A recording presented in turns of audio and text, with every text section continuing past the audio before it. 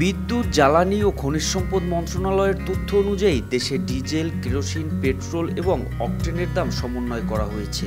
এতে ডিজেল ও কেরোসিনের দাম লিটার প্রতি 1 টাকা 25 পয়সা কমিয়ে 105 টাকা 50 পয়সা করা হয়েছে। পেট্রোলের দাম কমানো হয়েছে 6 টাকা, নতুন দাম 121 টাকা।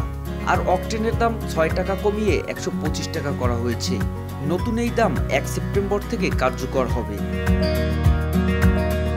তবে জ্বালানি তেলের দাম কমলেও এর প্রভাব কতটা পড়বে যাত্রীদের উপর? সরকার তেলের দাম কমাইছে, ঠিক আছে, এখন তো বহল আমরা করতে পারি নাই। এখন গাড়িওয়ালারা বলতেছে তেলের দাম কমাইছে, অন্য খরচ বাড়তি, আমার শ্রমিকের বেতন বাড়তি, লেবারের বেতন বাড়তি।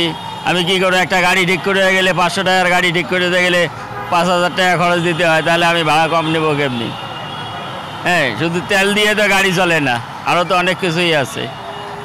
হ্যাঁ, এই জন্যে তো কেউ কোনো ভাড়া কম মানতেছে না, এখন জনগণের তো করার কিছু হইতেছে না।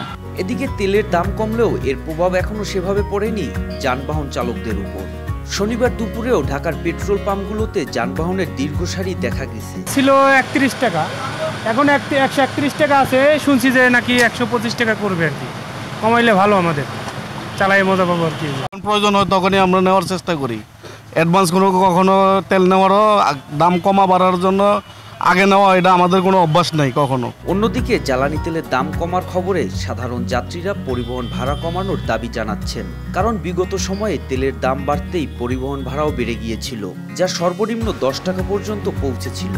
গাড়ি ভাড়াটা একটু কমলে আমরাও সাধারণ মানুষ মানে কিছু হলেও উপলব্ধি করতে পারবো যে না, তেলে বাজারের সাথে ভাড়ার দামও কমছে। যেখানে হয়তো 20 টাকা ভাড়া, সেখানে হয়তো 15 টাকা নিল। 5 টাকা আসলে ওইভাবে নেই, দেখা যাচ্ছে যেখানে 10 টাকা ভাড়া, সেখানে স্টুডেন্টরা হয়তো 5 টাকা ভাড়া দেয়, হাফ ভাড়া দেয়, এই হিসাবে আছে। কিন্তু 5 টাকা কোনো ভাড়া নাই। তেলের দাম যখন বাড়ানো হয়েছিল সেই ক্ষেত্রে গাড়ি ভাড়াটাও বাড়ানো হয়েছে, তো এখন যেহেতু কমানো হয়েছে সেহেতু গাড়ি ভাড়াটাও কম হলে ভালো হবে। এরই মধ্যে পরিবহন সেক্টরে বিভিন্ন স্তরের চাঁদা বন্ধ হয়েছে, যা ইতিমধ্যে পরিবহন মালিকদের খরচ কমাতে সাহায্য করেছে। পুরুল বিশ্ব রোড থেকে নিউ মার্কেট আজিমপুর বিশ্ব রোডে কোম্পানির লোক আসলে আর আনতো। আগে দিতাম চাঁদা 1060 টাকা, এখন আর নাই। এখন দেখার বিষয়, এর সুফল কি শুধু পরিবহন মালিকরাই ভোগ করবেন, নাকি ভাড়া কমিয়ে স্বস্তি ফেরানো হবে যাত্রীদের মাঝে? মোহাম্মদ সায়েম, RTV, ঢাকা।